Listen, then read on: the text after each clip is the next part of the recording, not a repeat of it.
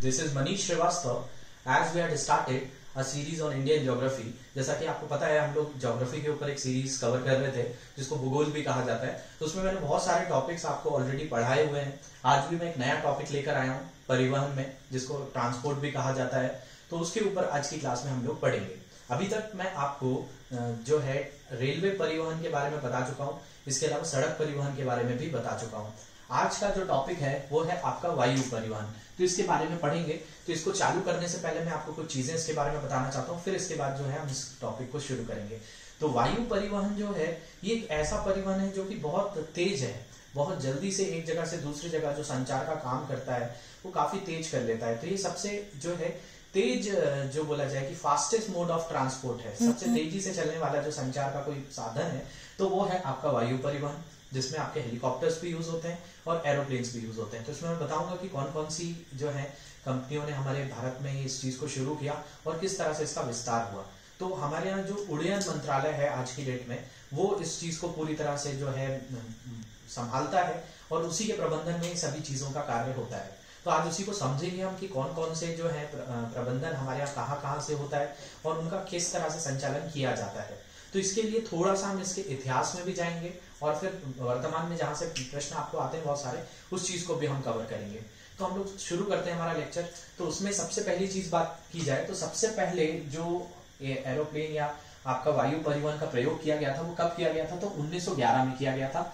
1911 में उत्तर प्रदेश में किया गया था और 1911 में आपको पता है कि हमारे यहाँ ब्रिटिश राज हुआ करता था, तो ये ब्रिटिशर्स ने यूज किया था। तो इसमें किसी भी लोगों को नहीं बैठाया गया था, ये डाक सेवा के लिए यूज किया गया था, जो कि प्रयागराज से नैनी के बीच में था। ये प्रयागराज जो है जिसका नाम इलाहाबाद था, अभी वापस से प्रयागराज कर दिया गया है। तो उत्तर प्रदेश में जहां पे गंगा यमुना सरस्वती का संगम होता है, त्रिवेणी कहा जाता है, वहां से लेकर आपका नैनी के बीच में ये 11 किलोमीटर की लगभग दूरी थी। इसको डाक पहुंचाने के लिए जो है भेजा गया था और इनके बीच में जो है संचार किया जाता है। इसके बाद अगर हम बात करें कि पहला ऐसा कौन सा व्यक्ति हुआ जिसने आपकी सोलो फ्लाइट उड़ाई थी या अकेले उड़ान भरी थी, तो वो व्यक्ति का नाम है JRD टाटा। JRD टाटा पहले व्यक्ति थे जिन्होंने पहली जो है उड़ान भरी थी अकेले प्लेन में, और ये जो गए थे आपके मुंबई से कराची के बीच में भरी थी 1931 में। तो ये एक चीज जो है याद रखेंगे आपकी, सबसे पहला एविएशन लाइसेंस भी जिसको मिला है, उड़ान लाइसेंस भी जिनको प्राप्त हुआ है, वो व्यक्ति कौन थे? तो JRD टाटा थे, जिन्होंने जो है भारत में जो है इसका जो है बहुत बड़ा विस्तार किया। और टाटा एयरलाइंस जो अभी वापस से जो है विस्तारा के नाम से चल रही है, ये इससे पहले भी चालू हुआ करती थी। अभी तो विस्तारा जो है वो अभी वर्तमान में चलती है। जो सिंगापुर एयरलाइंस और टाटा का जो है एक जॉइंट वेंचर है, ये दोनों मिलकर ये एयरलाइंस को जो है संचालित करते हैं। लेकिन जो भारत में सबसे पहले भी एयरलाइन शुरू हुई उसका नाम क्या था? टाटा एयरलाइंस था, जो कि 1935 में ये शुरू की गई थी। और इसकी सेवाएं जो थी वो मुंबई से तिरुवनंतपुरम के बीच में हुआ करती थी। तो मुंबई से तिरुवनंतपुरम को जोड़ने के लिए ये वायु सेवा चालू हुई थी 1935 में, जिसका नाम था टाटा एयरलाइंस। 1937 में इन्होंने अपनी सेवा जो है मुंबई से दिल्ली के बीच में भी बढ़ा दी थी। तो इस तरह से इनका विस्तार होने लगा था। फिर मुंबई से कराची वगैरह भी जो है काफी अच्छे से जो है संचार किया जाता था। जब भारत आजाद हुआ 1947 में, तो ये सभी प्राइवेट कंपनियां हुआ करती थी। तो इन सभी प्राइवेट कंपनी को 1953 में जितनी भी प्राइवेट कंपनी भारत में हुआ करती थी उनको जो है राष्ट्रीयकरण कर दिया गया, जिसको नेशनलाइजेशन कहा जाता है। तो इन सभी कंपनियों का क्या हो गया? तो राष्ट्रीयकरण हो गया और उनसे दो कंपनियां मिलकर बनी, जिनमें एक कंपनी का नाम था एयर इंडिया और दूसरी कंपनी का नाम था इंडियन एयरलाइंस। तो ये जो है राष्ट्रीयकरण के बाद ये दो कंपनियां बनी, एक जो है एयर इंडिया और दूसरी इंडियन एयरलाइंस। लेकिन एयर इंडिया का भी कुछ काम था और इंडियन एयरलाइंस के भी कुछ जो है क्षेत्र थे जहां पर ये चलती थी। जैसे एयर इंडिया की बात करें तो एयर इंडिया जो है केवल विदेशी सेवाओं के लिए थी, फॉरेन सर्विसेज के लिए जो है यूज की जाती थी।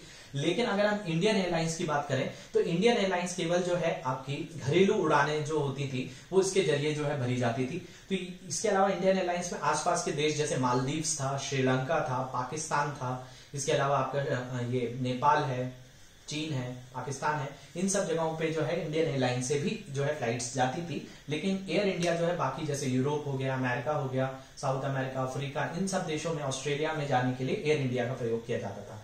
तो ये दोनों अलग अलग चलती थी, काफी अच्छा जो है ये रेवेन्यू राजस्व लेकर आती थी भारत में। लेकिन इसके साथ एक जो है दुर्गति हुई 2007 में।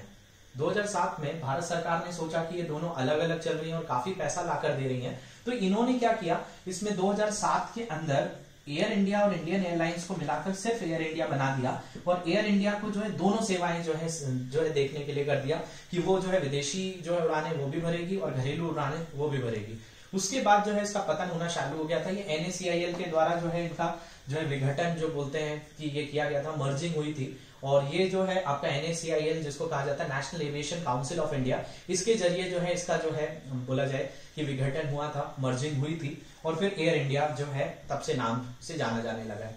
इसका जो मुख्यालय है वो है मुंबई और मुंबई से जो है एयर इंडिया अब जो है दोनों तरह की सेवाएं जो है देखता है। अब मैंने जैसा बताया कि इसकी दुर्गति 2007 से होना प्रारंभ हुई, तो 2007 के बाद जो है प्राइवेट सेक्टर भी जो है सेक्टर में आ गया, मतलब प्राइवेट कंपनियां भी जो है वो यहाँ पे अपनी जो है सेवाएं लेकर आ गई थी और इसका नुकसान एयर इंडिया को काफी हुआ। तो ये जो है बेसिकली इसके कारण जो है आपका ये चीज रही कि एयर इंडिया के साथ साथ कई प्राइवेट कंपनियां भी इसमें आई और इन प्राइवेट कंपनियों के आने के कारण जो है आपका बहुत नुकसान होना शुरू हुआ और एयर इंडिया काफी जो है नुकसान में है आज भी कि इनको बेचना ही पड़ रहा है। और इसको बेचने वाले कौन है, तो वो वापस से टाटा ही खरीदने वाले हैं इनके। तो ये जो है जो टाटा एयरलाइन शुरू हुई थी अब वापस से टाटा के पास जो है जाने के संकेत मिल रहे हैं। तो ये जो है इसको भी बेच दिया जाएगा क्योंकि काफी नुकसान में, कई करोड़ों रुपए का जो लोन हो चुका है एयर इंडिया के ऊपर। तो ये जो है अब ज्यादा समय जो है नहीं चलेगी, इसका जो है जल्दी से जो है आप सुनेंगे कि इसको बेच दिया गया है। इसके अलावा हमारे यहाँ एक प्राधिकरण है जिसको कहा जाता है भारतीय हवाई अड्डा प्राधिकरण, जिसको एयरपोर्ट अथॉरिटी ऑफ इंडिया कहा जाता है।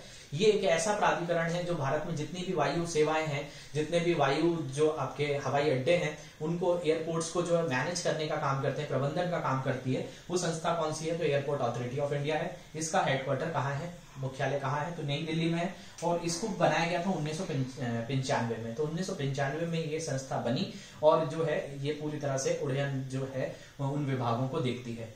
इसके अलावा जो मैं बात करूं यहाँ पे तो ये चीज हो गई, लेकिन एयर इंडिया और इंडियन एयरलाइंस के अंदर और भी कई हेलीकॉप्टर सर्विसेज ऐड हुई थी, जिसमें मैं आपको एक नाम बताऊं।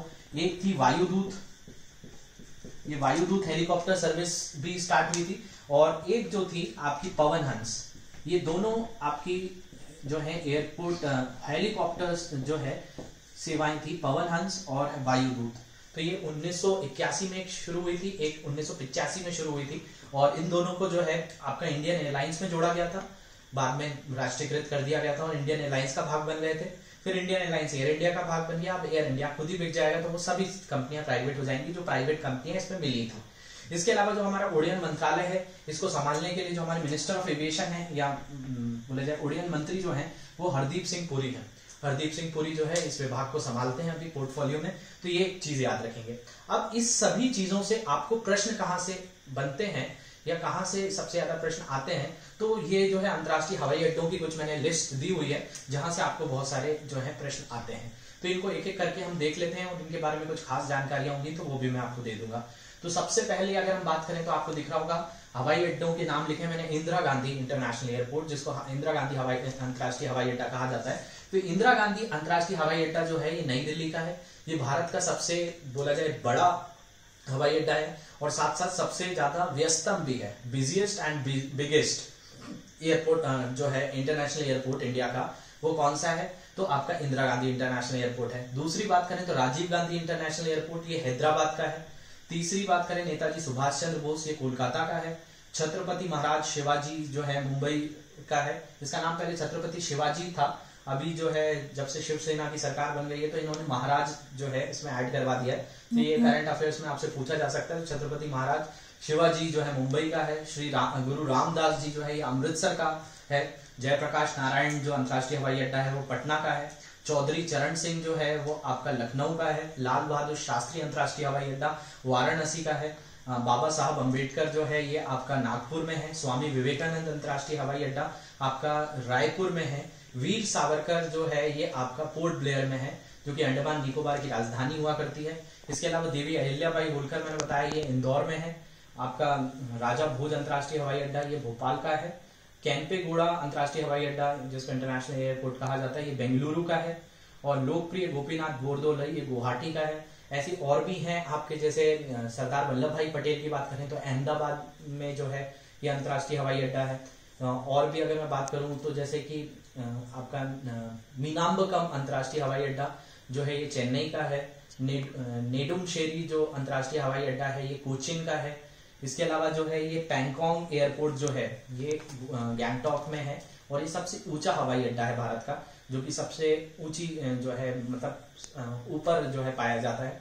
इसके अलावा जो है अभी आपने सुना होगा कि एक हवाई जो है दुर्घटना हुई थी जो कोझिकोड अंतर्राष्ट्रीय हवाई अड्डा में हुई थी, जो केरल में है, और वो टेबल टॉप एयरपोर्ट में आ जाता है। भारत में कई टेबल टॉप एयरपोर्ट भी हैं, जैसे कि मैंगलोर का एयरपोर्ट है, इसके अलावा जो है कोझिकोड का है, इसके अलावा ये पैंगोंग जो है गुवाहाटी का है, पैंगोंग जो हमारा गैंगटॉक का है वो सबसे ऊंचा हवाई अड्डा है, तो वो भी जाना जाता है। इसके अलावा जो है भारत में ये अंतर्राष्ट्रीय हवाई अड्डों से आपको बहुत सारे प्रश्न आते हैं, तो ये जितनी भी चीजें हैं ये वायु परिवहन से जुड़ी हुई हैं। होप ये लेक्चर आपको समझने आया होगा। अगर किसी भी तरह के कोई डाउट्स हैं, कुछ भी है, तो आप वो बिल्कुल पूछ सकते हैं। अगर किसी भी तरह की कोई जानकारी लेनी है, कोई भी चीज हो, तो आप जो है बिल्कुल कांटेक्ट कर सकते हैं। अगर आपको हमारे लेक्चर्स अच्छे लग रहे हैं तो कमेंट सेक्शन में हमको जरूर बताइए। Thank you very much.